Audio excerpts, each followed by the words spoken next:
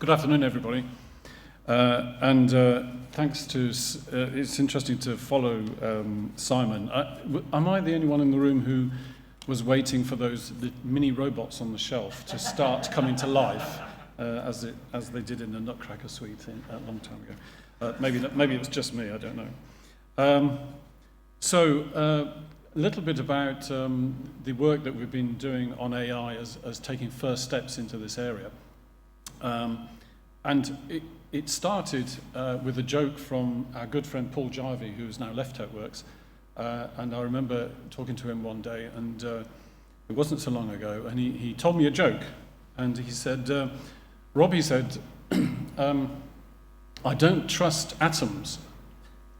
And he said it in his very deep Welsh accent that he's got these days.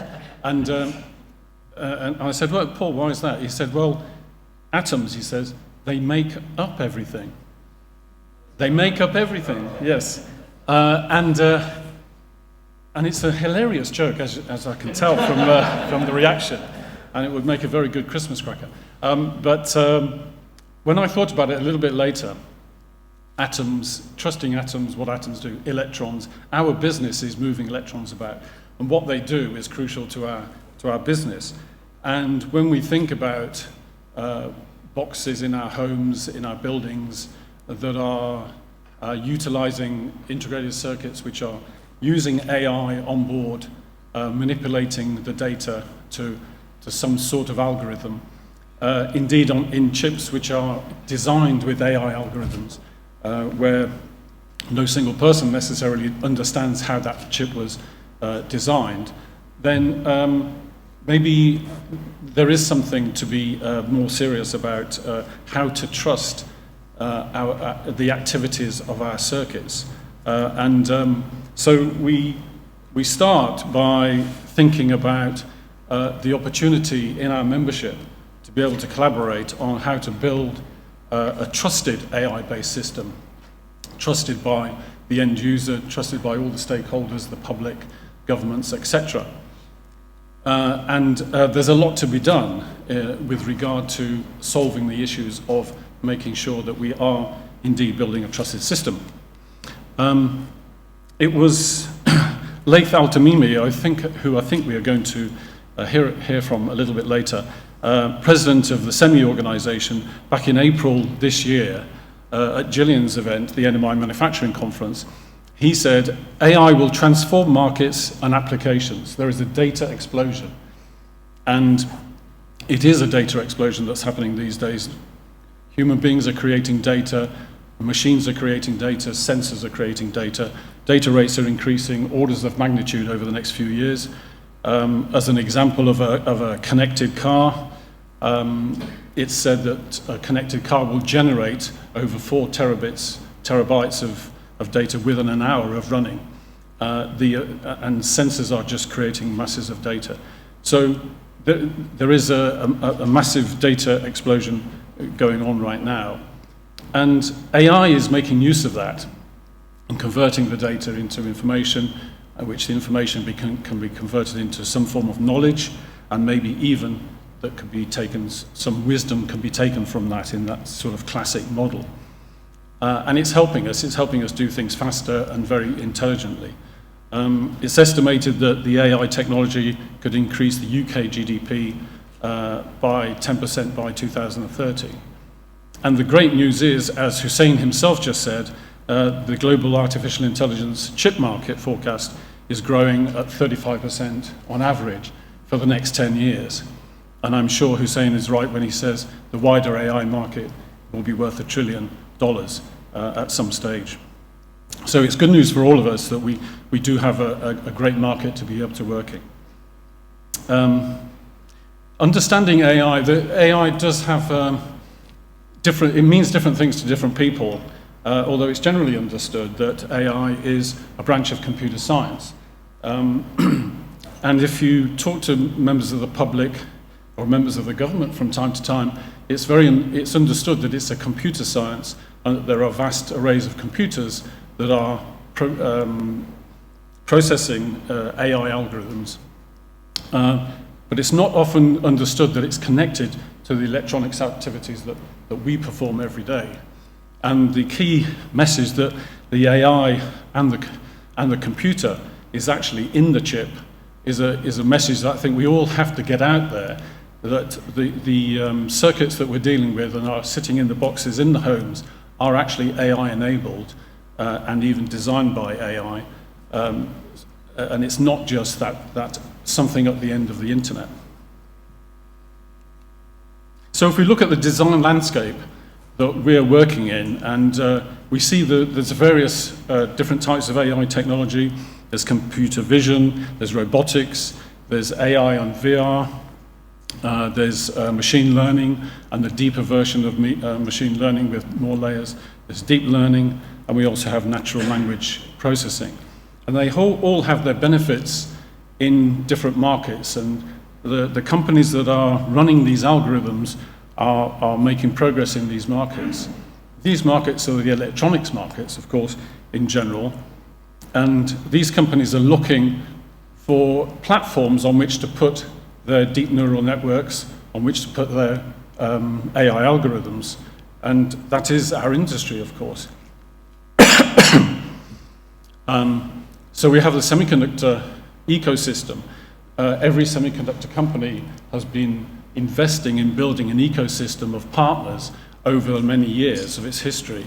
And this ecosystem is now getting bigger to take into account the new companies that are coming into the AI area. And the hardware companies, the silicon companies are improving their processors to be able to take on those deep neural network processing capabilities.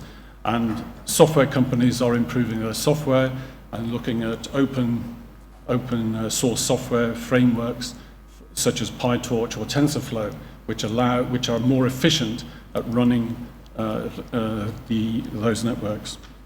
So it's a changing environment. We're aware of a centralized system of cloud services, and there's leading players in terms of Amazon and Microsoft and Google. They are building vast arrays of computers at the end of the internet, which we can all use if we want to rent it by the hour or by the day. NVIDIA has been mentioned as the Goliath in this area in terms of supplying silicon. And I mentioned GraphCore here as well because as a local David taking on the challenge of the Goliath of NVIDIA are implementing some fantastic technology.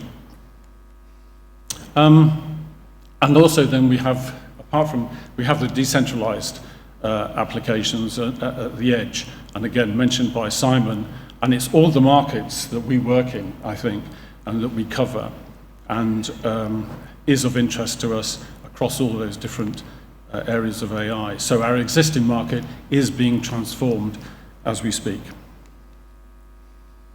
When we think about the use of AI, of course it's in order to do things more efficiently and be able to process that massive data. But actually it's also working towards energy reduction and the overall aim of net zero. And it works on different levels. So it's working on the component level, where the silicon itself has been designed with AI in mind. Apart from the materials that it's using, is also helping to reduce the power consumption through that chip.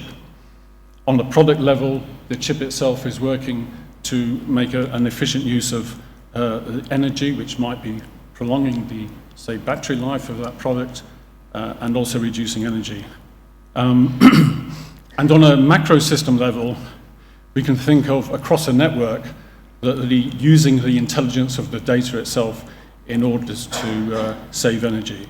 In a traffic control system, for instance, if it can help a vehicle find a free car parking space directly, it can save a lot of energy in terms of avoiding the whole congestion situation and also reducing emissions, of course.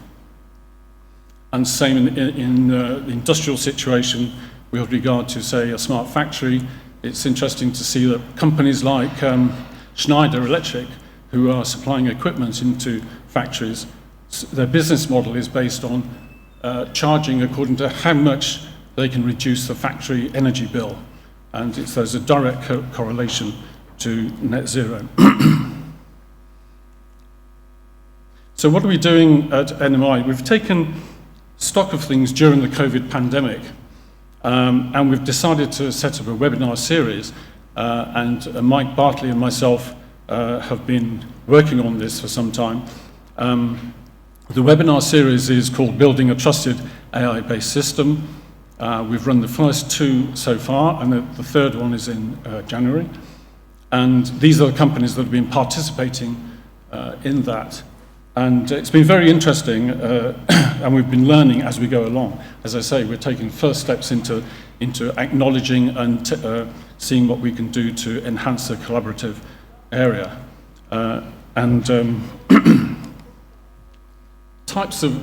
So from that, our plan is to take feedback from participants in the webinars, to take direct feedback from members, and look at the potential areas where we can think about collaboration.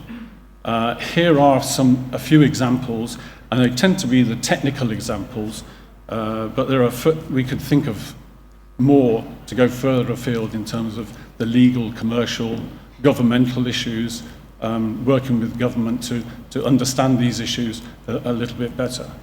But there are plenty there. We hope to move on in the new year and set up workshops based on the priorities of the membership in this area. So with that, I think we can look forward to 2022, starting some collaboration on applied AI technologies with members and also non-members who are new to the field, indeed. I'm always reminded that collaboration is a lot quicker and a lot cheaper than research, so it does pay. And so with that, I'd like to close and thank you very much for your attention.